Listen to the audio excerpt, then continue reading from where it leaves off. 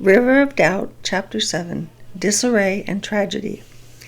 When the expedition reached Tapirapoan just before noon on January 16th, Roosevelt stepped off his boat, expecting to find a well-organized army of oxen and mules prepared to carry heavy loads and make a quick departure for the River of Doubt.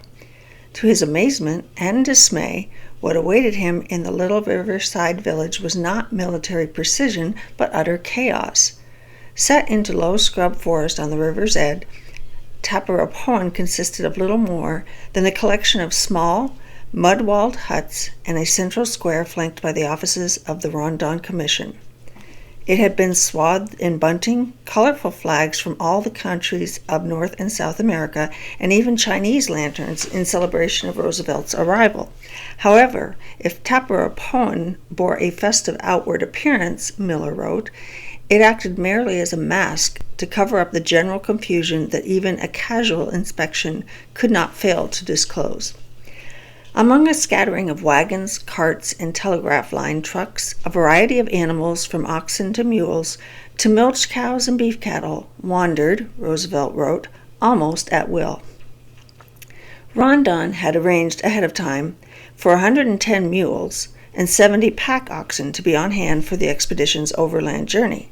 He had also put Captain Amilcar Botelho de Magalhães, a trusted friend who had traveled with him on several previous expeditions, in charge of the baggage train. The problem was that the Americans had brought with them much more baggage than Rondon had expected. Rather than risk embarrassment by explaining the situation to Roosevelt, the colonel scrambled to find additional animals. Although extra mules and oxen were located, they were far from tame. Amilcar, despite his extensive experience with pack animals, had little control over his wild, willful charges. Most of the animals were apparently fresh from the ranges and had never been broken to work of any kind, Miller observed. The corrals reminded one of a Wild West show. Gauchos wearing fringed leather aprons and wicked, keen-edged knives in their belts, and who swore fluently in 2 or 3 different languages, lassoed the panicky animals, blindfolded them, and adjusted their packs. When the covering was removed from the animals' eyes, they frequently gave a few sharp snorts and then started through the corral in a series of rabbit-like leaps, eventually sending the packs, saddles, and all flying in every direction. Roosevelt and his men had expected to stay in Tapirapoan for only 1 or 2 days. They quickly realized, however, that they would not be leaving any time soon. Miller and Cherry did not mind the delay because it gave them an opportunity to collect more specimens. Father Zom, too, was constantly engaged in congenial occupations, and so relatively content. Kermit, however, had no patience with the bumbling antics that layered day after day onto his already unbearable absence from Belle. As he watched the camaradas struggle to control the animals, he silently seethed. The oxen aren't used to be carrying packs and won't let themselves be loaded, and when they are loaded, they buck until they fall down or throw off the packs, he railed in a letter to Belle. I have been ready to kill the whole lot and all the members of the expedition. Perhaps the only man as anxious as Kermit to get to the River of Doubt and get home was Roosevelt himself. Although the opportunity to descend an unmapped river had seemed exciting and adventurous when he was in Rio de Janeiro, it now paled in comparison with what was happening on the world stage. While Woodrow Wilson was making high-stakes decisions about the United States' role in the Mexican Revolution, Roosevelt was headed into one of the few places left on Earth where his opinions would go unheard. Since taking office, Wilson had been doing his best to stay out of Mexico, but it had not been easy. The country's current president, Victoriano Huerta, once the commander of the federal troops, had achieved his position nearly a year earlier by arresting and, a few days later, ordering the assassination of the acting president, Francisco Madero. Repelled by tales of Huerta's ruthless and repressive regime, Wilson determined to help remove him from power by diplomatic means. Intervention must be avoided until a time comes when it is inevitable, which God forbid, he told his wife. After sending 2 envoys in unsuccessful attempts to persuade Huerta to step down, Wilson had announced that United States policy towards Mexico would consist of watchful waiting. Such a passive policy was anathema to Roosevelt, who was constitutionally incapable of watchful waiting, as he had made clear in his 1912 campaign speech at Madison Square Garden. His ambition, more personal even than political, was to smite down wrong. With the political situation in Mexico continuing to unravel, Roosevelt, Rondon noticed, walked around Tapirapoan in a state of constant preoccupation. At a time when he should have been preparing for the expedition before him, Roosevelt was distracted by a situation that was beyond his control and thousands of miles away. To Roosevelt's growing frustration, the expedition remained practically immobile. Not only were the pack animals recalcitrant, but the already massive amounts of baggage, 360 enormous boxes and countless smaller ones, had been increased significantly by a set of beautiful, elaborate, and completely impractical gifts that the Brazilian government had waiting for the former American leader in Tapirapoan. Roosevelt's only success in speeding up the expedition's departure was to convince Rondon to divide the nearly 200 pack animals into 2 separate detachments. Roosevelt and Rondon would lead the mule train, and Amilcar would lead the larger baggage train made up of both mules and oxen. On January 19th, the baggage train at last set off across the Brazilian highlands with the camaradas that Rondon had hired in Tapirapoan, porters and future paddlers, and most of the expedition's baggage, including the provisions that Fiala had packed in New York, as well as his Canadian canoes drawn on a cart pulled by 6 oxen. Amilcar's early departure would help give the overburdened baggage train a head start on the mules, which would doubtless be moving at a much faster pace. But Rondon also wanted Amilcar and his men to ride ahead of the mule train so that they could remove any obstacles from the telegraph road and repair any sagging bridges that might impede Roosevelt's progress. The expedition's route called for the men on muleback to follow the supply train north until they reached an outlying telegraph station in Utiarity, where they would turn west and travel for another month until they encountered the dark, snake-like upper reaches of the River of Doubt. They were still in the state of Mato Grosso, but they were now crossing a corner of a vast ancient plateau known as the Brazilian Highlands. These highlands encompass 580,000 square miles, more than twice the area of Texas, but they were once even larger still. The highlands, as Roosevelt soon learned, are as varied as they are vast.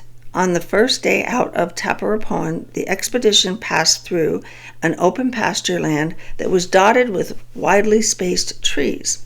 On the second day, the men plunged into dense tropical jungle.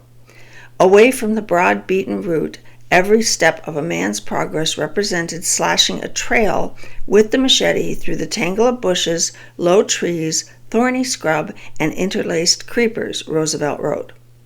By the next morning, however, the mule train had climbed a steep slope into the cool, dry air of a high plateau that rested roughly 2,000 feet above sea level, a region that the Brazilians referred to as Chapadao, or tableland. The men were surprised by the region's aridity, its conspicuous lack of wildlife, even mosquitoes, and the nights that turned so cold that for the first time since beginning their journey, they had to wrap themselves in blankets while they slept. In the early 20th century, modern maps of the Brazilian highlands drawn up by the world's most respected and experienced cartographers were strikingly wrong. The whole region, Laurel Mueller, Brazil's Minister of Foreign Affairs, had told Roosevelt, would have to be remapped after the discoveries of the Telegraph Commission. It was in exploring the Brazilian highlands that Rondon and his men had lost all their oxen and had nearly starved to death. Rondon knew the region better now, but it was no more settled or welcoming to travelers than it had been on his first journey across it.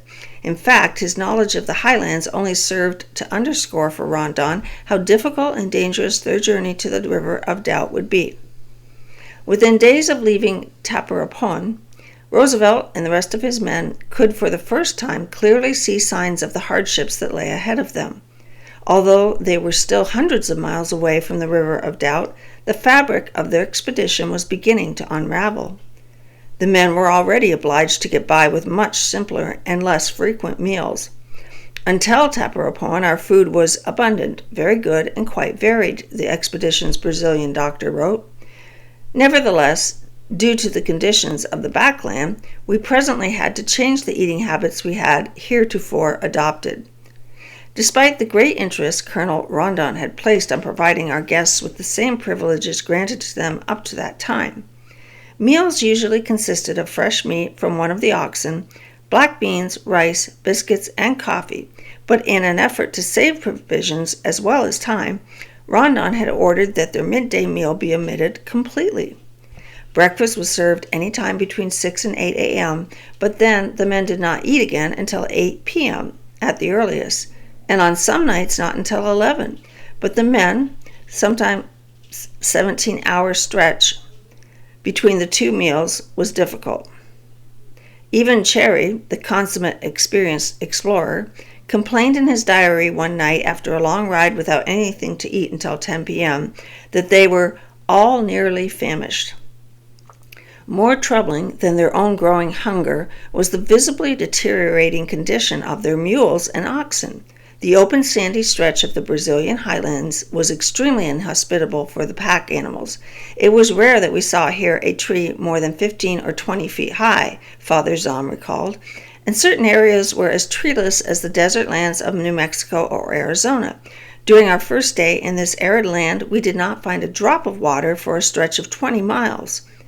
There was no way to carry heavy bags of grain, so the mules and oxen were simply set free at night to wander in an often fruitless search for grass and water.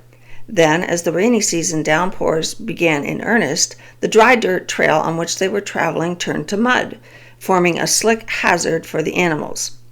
Worse trouble lay ahead. For the men in the mule train, the first warning signs appeared when they began to see the skeletons of oxen and mules that had starved to death or been eaten during previous expeditions, most likely Rondon's. Although their startlingly white bones, bleached by the sun to a ghostly hue, indicated that they had died many months, if not years, earlier, that knowledge was of little comfort to Roosevelt and his men as they encountered unharnessed oxen from their own baggage train staggering slowly along the road.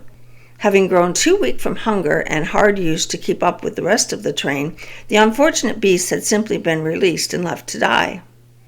The men were stunned by the sight they encountered next. Strewn across their path, settling into the thick mud, were unopened supply crates, all clearly marked Roosevelt's South American expedition. The pack animals, who were still making their weary way across the plateau ahead of the mule train, had begun bucking off their heavy loads. As the officers in the mule train rode slowly past the boxes on their tired mounts, they wondered what they were leaving behind and how precious it might seem to them in the months to come. What became of this food, which we had so carefully selected in New York, and which we had looked after so solicitously for thousands of miles? It would be interesting to know, Zahn wrote. It was impossible for anyone to collect it and add it to our other stores which had been sent ahead, and impossible for our pack animals to carry it, for their burdens were already as great as they could bear. The men also began to show signs of strain. 3 Brazilians, a doctor, a lieutenant, and a botanist, had already resigned their posts, having lost all faith in what they now believed was a fatally unorganized and mismanaged expedition. Worse than the malcontent officers, however, was a volatile camarada who had been assigned to Amilcar's baggage train in Tapirapoan.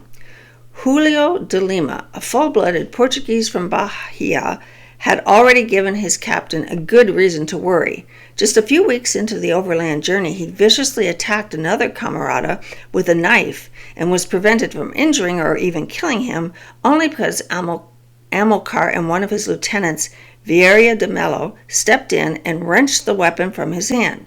Amilcar punished Julio, the only time he was forced to punish one of his men during the overland journey, but he was left with a foreboding about the violent camarada that he could not shake.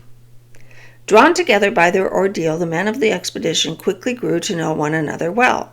After riding together all day long, they shared tents at night and during pounding rainstorms, which were now all too frequent, and they ate every meal together. Each night, after erecting tents, organizing baggage, and peeling off their drenched clothes, the men would gather around 2 ox hides that had been spread over the damp ground and laid with rations of rice, beans, pork, and beef. The men, Rondon noted, squatted in the Yedo and Tokyo fashion, some with a certain amount of elegance and others in a very clumsy posture.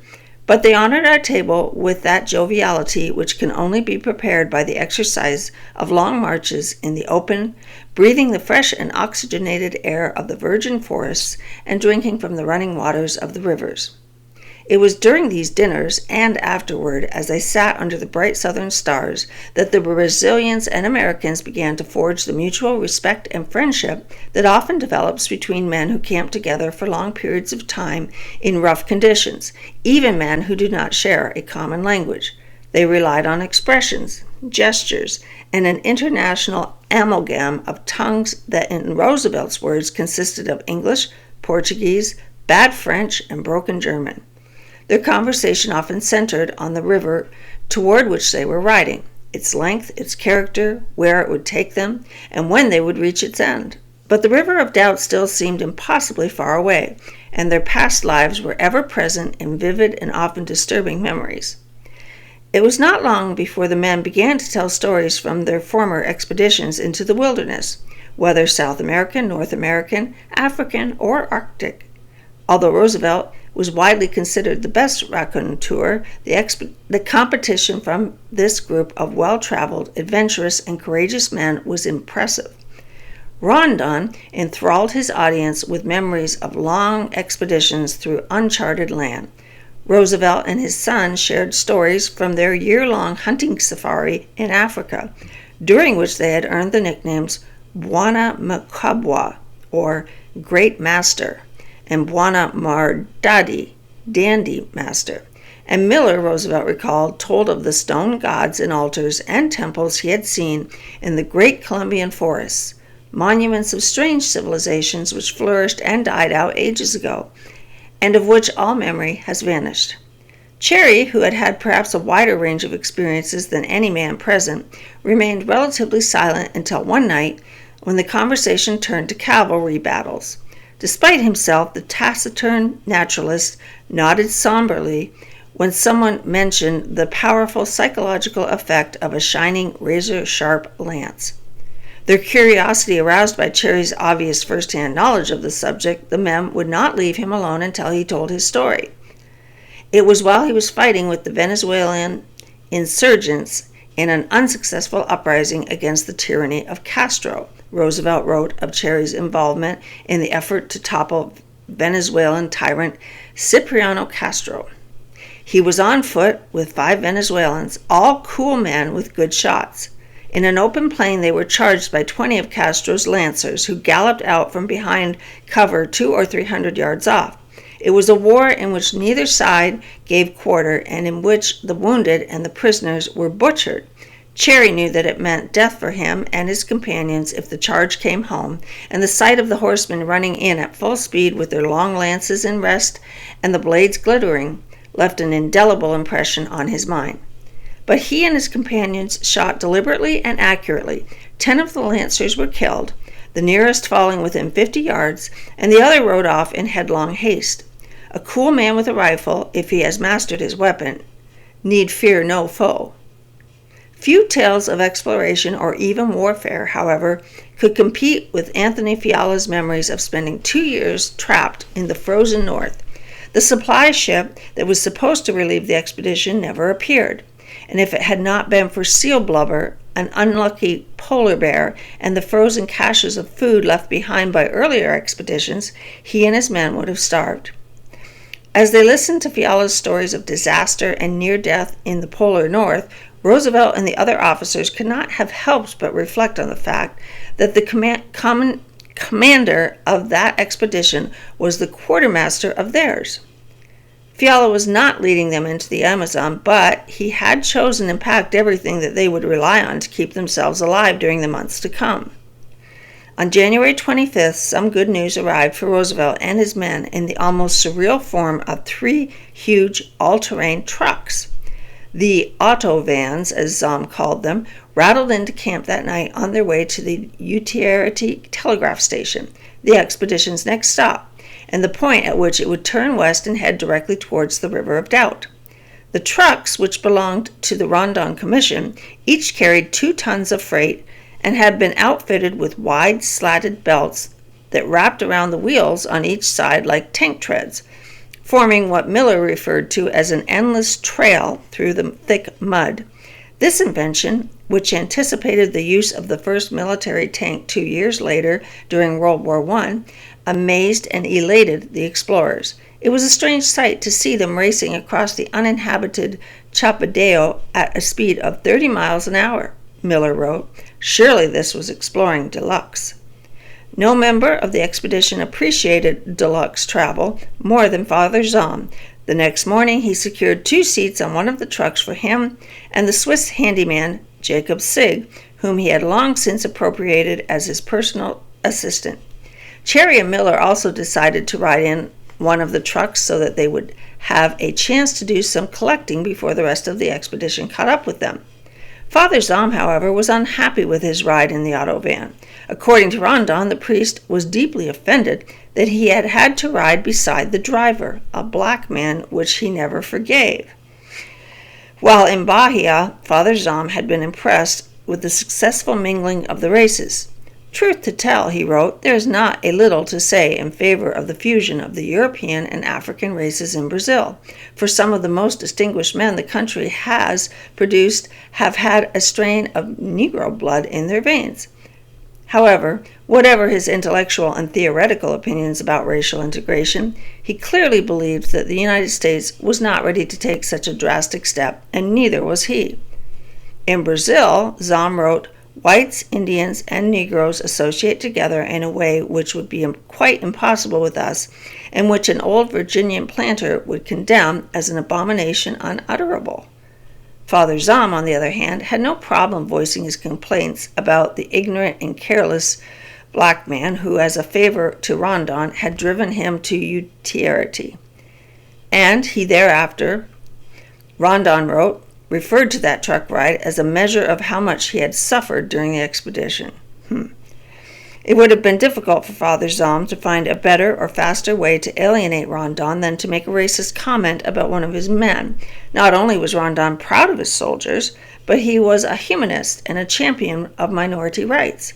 He had also been a victim of racism himself and would continue to be for most of his life in spite of all that he had achieved. The colonel possesses the temperament of the savage, a Brazilian journalist would write 4 years later. In the centers of civilization, he feels out of place.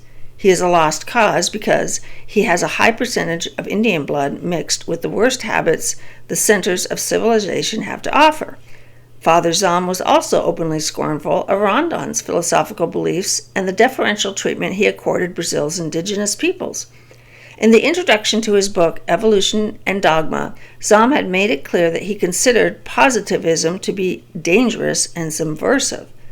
Our great, or more truthfully, our greatest enemy in the intellectual world today, he wrote, is naturalism, variously known as agnosticism, positivism, empiricism, which, as the British statesman Mr. Arthur J. Balfour well observes, is in reality the only system which ultimately profits by any defeats which theology may sustain, or which may be counted on to flood the spaces from which the tide of religion has receded.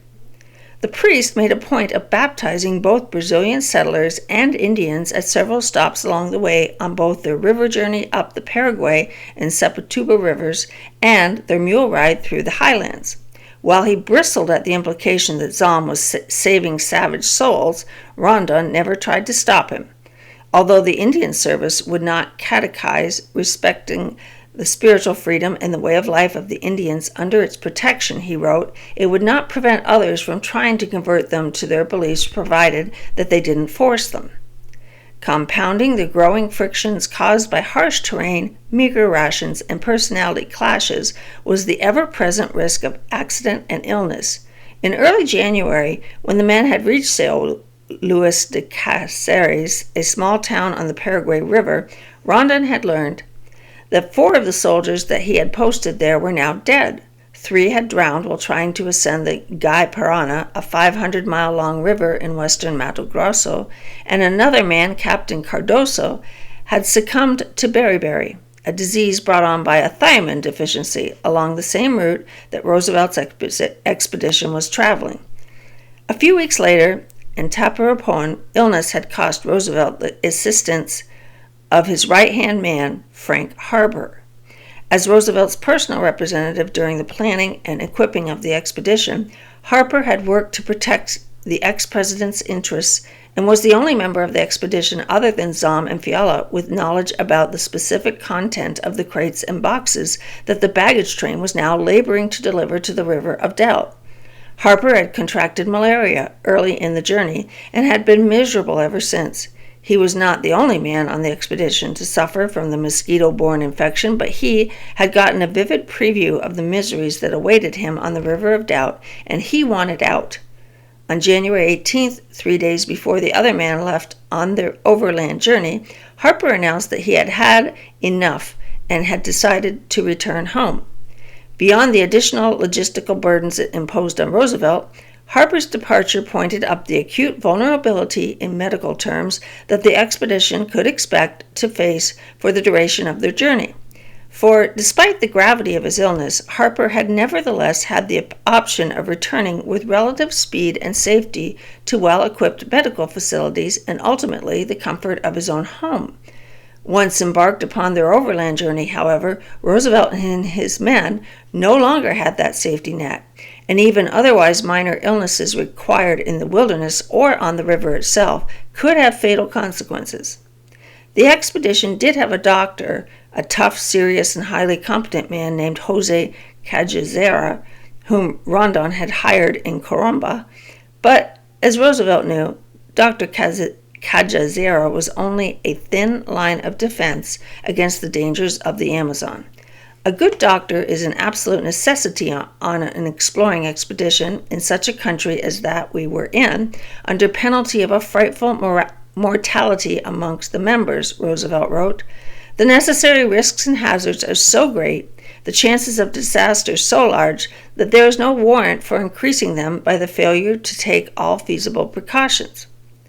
Unbeknownst to anyone in the expedition but Kermit and Roosevelt himself, having a doctor on hand for the former president was more than an ordinary precaution. More than a decade earlier, while he was campaigning in Pittsfield, Massachusetts, Roosevelt's carriage had been struck by a runaway trolley. One of his Secret Service agents had been killed instantly, and he had been thrown 30 feet. The accident had left Roosevelt with loosened teeth, a swollen and bruised cheek, a black eye, and a severe injury to his left leg. The infection that followed had nearly led to blood poisoning, a disease that in a time before antibiotics often proved deadly. Even 6 years after the accident, when Roosevelt was in his second term in the White House, he wrote Kermit that he had never gotten over the effects of the trolley car accident, when, as you will remember, they had to cut down to the shin bone. The shock permanently damaged the bone, and if anything happens, there's always a chance of trouble, which would be serious. Kermit, realizing that he had come close to losing his father that day, had been traumatized by the accident. Afterwards, he had declared that from then on he must be on hand to protect his father. In fact, that accident and the threat that it would forever after pose to Roosevelt's life was one of the principal reasons Kermit had felt compelled to join this expedition into the Amazon. You see, he has never quite recovered from the accident he had when the wagon he was driving in got run over by a trolley, he had explained to Bell. One of his legs is still pretty bad and needs a lot of care. Right now, however, it was Kermit, rather than his father, who needed a lot of care. To Roosevelt's deep dismay, even before Harper prepared to return home, Kermit also fell ill with malaria. As his father looked on, utterly miserable with worry, the younger Roosevelt became so ill with fever and chills that he could not manage to rise from his hammock. Arguing that he had long since become accustomed to the rigors of the tropics, Kermit refused to yield to his illness or to consider returning in Harper's footsteps. But the specter of his son's suffering made a powerful impression on the elder Roosevelt, who was left to ponder, amid the rapidly mounting difficulties the expedition was facing, how heavy a toll he might ultimately be forced to pay for his decision to descend the River of Doubt. In late January, upon reaching Utiarity, the remote telegraph station that constituted one of the last tentative outposts of official exploration into Brazil's dark interior, Roosevelt learned that his fears about the risk of illness had already been realized. Thousands of miles away in New York City, the deadly diseases of the tropics had claimed their first victim from his expedition, his young cousin, Margaret Roosevelt. Waiting for Roosevelt at the lonely telegraph office was a short, devastating message informing him that Margaret had died 3 weeks before from typhoid fever contracted on her journey to South America. It was the same infectious disease that had killed his mother 30 years earlier. The young woman had first begun to show signs of illness in early December, a few days after she and her aunt left Panama. Edith was baffled. Margaret drank only bottled water and ate no salad, she had written despondently in her diary after Margaret's death. I can't imagine how she got the typhoid. Edith, shaken by the sudden loss of her cousin and young companion, had attended the funeral 2 days later.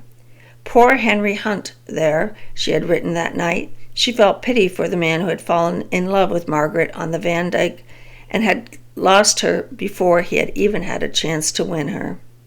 A hemisphere away from New York, in the remote wilderness of Brazil, the delayed news of Margaret's death had an unusually powerful and unsettling impact, casting a pall over the entire expedition that had started in her youthful, vibrant company nearly 4 months before.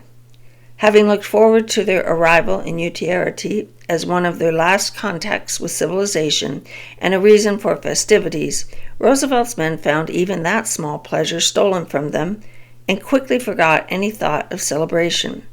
The men of the Roosevelt-Rondon scientific expedition somberly returned their thoughts to the trip before them and to very real concerns about their own mortality in the months to come.